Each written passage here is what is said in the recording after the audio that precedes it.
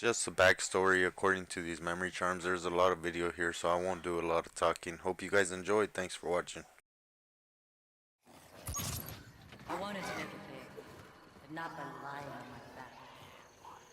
I'd heard about how creepy Wyler could be from a few other actresses, but when he started getting overly touchy-feely, I knew there was going to be trouble.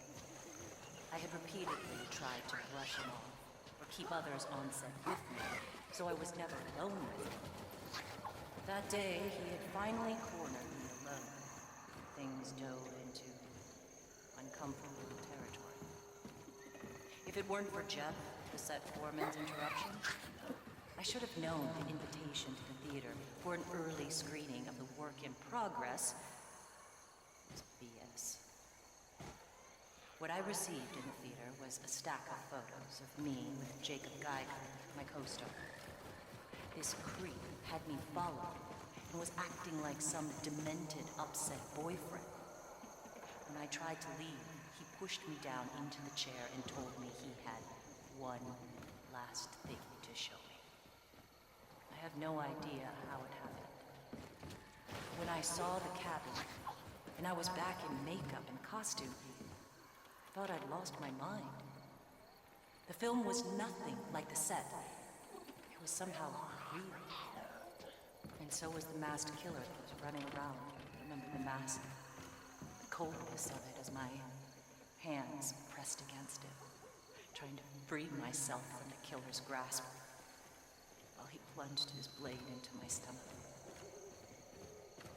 I was dead within moments of the first puncture. Please tell me this isn't my final curtain call. When we showed up at the theater, he said we'd just be a minute, but this would be my big chance to meet the famous Willard Wyler. I mean, it was one thing working on one of his movies, but I was pretty much geeking out when he said I'd be meeting the man in the flesh. Mr. Wyler seemed pissed off right from the get-go. Neither man seemed to even care that I was just standing there watching him bicker like two school kids. When the lights went out, I didn't think anything of it. That screen opened up. I just about shit my pants. Literally. Mr. Hudson tried to save me, but that dude in the mask just tossed him around like a rag doll. The pain I felt right after my legs were hacked off was real intense. By the time my body hit the dirt, I was in shock. I didn't even feel anything else. I just laid there on the ground, in and out of consciousness, watching him slowly mutilate Mr. Hudson's body until the darkness came over me.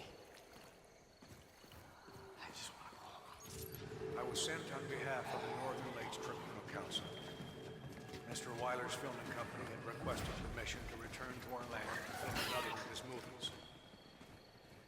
The message I was to deliver was that he was no longer welcome by the tribes after irreparable damage to a sacred ritual site had taken place during his previous shoots. Any attempt to push the filming permit through was to be met with a unified tribal protest. The masked monster and the undead that I saw on screen while in the theater were hunting me through the forest. I ran as fast as I could. I never made it very far.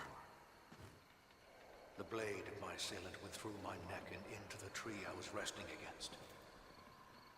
For a split second, I could see my lifeless body slump to the floor without my head. May the spirits of my ancestors protect me. I worked for Mr. Wyler for some time before meeting Winona. But when I did, I knew she was the one. We dated in secret for about a year before letting her father in on it. Talk about a tense day. He wouldn't allow me to give her my name. Instead, I was to hyphenate mine with his. That was the only way he'd provide his blessing. Matthew Mason Wyler. I felt like an idiot. But for her, I would have done anything. Winona was the love of my life. And I wasn't going to allow him to keep us apart. When Winona told me she wanted to break away from her father and create a name for herself, He was hesitant, but supportive. I told her he was gonna kill us when he found out about the children's film company, but I never thought in a million years that he'd actually go through with it. The vortex that lifted us off our feet and into the screen looked like something right out of Redwoods films. Winona was pulled through first, but I wasn't far behind her. As unbelievable as it were, there we stood, in the cabin within his wretched film. We made our escape from the monsters surrounding the cabin and happened upon the small island at the lake's center. We pleaded with Mr. Smith on the island to let us into his cabin. He accused us of being in on this entire fiasco with Willard. Coincidentally, on the way back to the shore, we overheard his screams. But whatever had killed him had now turned its attention to us. The slasher attacked Winona first. I tried to defend her, but I was immediately incapacitated. While I lay helplessly bleeding, nearly unconscious, the final sounds I would ever hear were over Winona's screams. I'm so sorry. His jealousy, desire for her. Getting cast in the film alongside Brittany Maxey was a dream come true. She was an absolutely beautiful Hollywood starlet on the rise, and Wyler's films, they were the stuff of legend. I thought my career was going to blast off. Brittany she was a workhorse. She wanted to rehearse all the time, but our rehearsals turned into late dinners, which turned into long weekends, which turned into much more than I had ever wanted before. We both lived our separate lives apart, but when we were together, we were a couple in love. We always played it safe because we knew the tabloids would have a field day. The photos still turned up. The afternoon they did, I received a message that I was to see Mr. Rave immediately. The photos he threw on the desk in front of me. They were going to end my marriage. Possibly damage the film and lighten my career.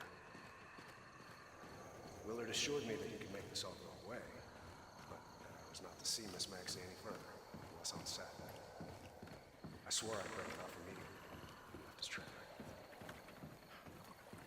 I'd seen Wyler get flirty with girls on the set, but he had a real hard on for Brittany.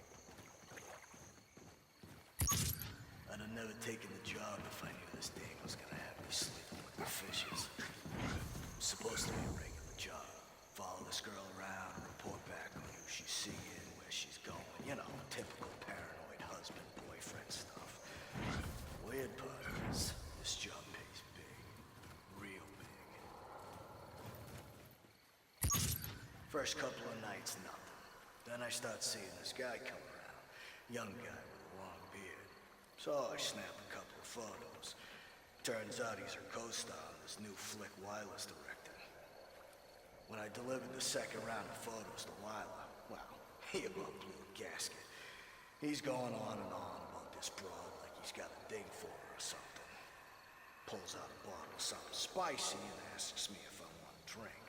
So I say, sure, why not? Willard, please calm down. I'm only trying to help here. You wouldn't listen to me.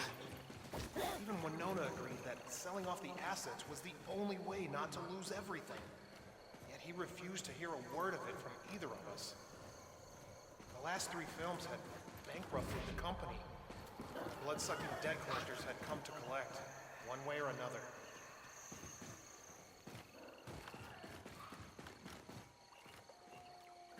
The bronze toad struck me across the back of my neck, and I blacked out immediately. Awakening in the theater was unexpected, but ending up inside Rave in the Redwoods was beyond my wildest imagination. I thought I'd been drugged. The pain I felt from the movie slasher's blade was all too real.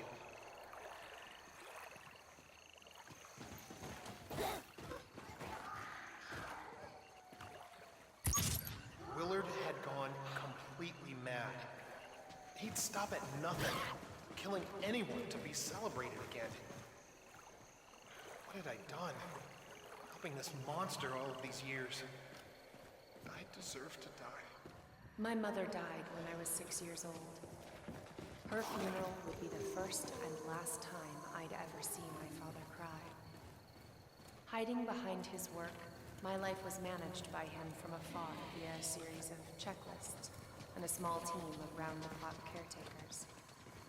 In a state of rebellion, I said yes to Matthew, knowing my father wouldn't approve, but I didn't care. I wanted my own life, not the one my father had so carefully constructed for me. Marrying Matthew meant I could break free of the shackles of my father. Or so I thought. I nearly walked out of my own wedding and just eloped. Just prior to our wedding day, Matthew had told me that my father demanded he take our last name and that he would break us up if he hadn't. I was furious. But Matthew told me not to fret over it, and that he kind of liked the idea. My father's company was going under, and he wouldn't listen to anyone, not even me. Travis had warned him, but he didn't care. My father would rather watch it all burn than be sold to someone else. I knew I had to go my own way, and allow him to go his. His legacy was his own, not mine to maintain.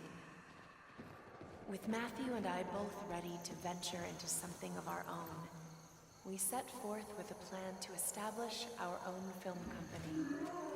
Within a couple of months, we were financed, and everything was ready to move forward. I knew breaking the news to my father wasn't exactly going to be easy, but the Band-Aid had to come off. The scolding we received after we told him about the company was terrifying. He accused us of betraying him and cursed us both out. I had never once in my life seen my father so violently angry. He stormed out of the theater, screaming incoherently. When we arrived in the Redwoods film, the shock nearly killed me. I couldn't believe my own father had sold his soul and cast Matthew and I away into the oblivion of this film. We sought refuge on an island and pled with the man on the island to help us, but he turned us away. When I was first attacked, Matthew tried to stop him, but he was too strong for either of us.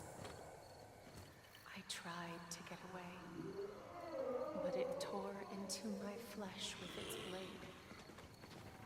My last thoughts were of my husband and the child I had yet to tell him we had conceived. I'm so very sorry, Matthew. I love you. Me and the crew, we was working in good faith without pay for a month. Most of these kids got families, if you know what I mean. When I tried to talk to him on set, only old bastard's got one of these young actresses pinned up. He sees me and gets all worked up and says, we should talk it over at his theater after the shift since he's, busy. So I headed straight over that night to get to the bottom of this little monetary problem I had. Willard's running at the mouth telling me to forget what I saw with the girl that morning and all this talk about making deals with some guy. Tells me to just wait till this other deal gets all settled. All I knew was we made a deal, and it was only right that he kept his side of the damn thing. Well, that rat bastard pulled some blue shit on me. Next thing I know, I got some damn psychopathic mascot chopping me and my crewman Danny Wobbly into pieces in the middle of the forest.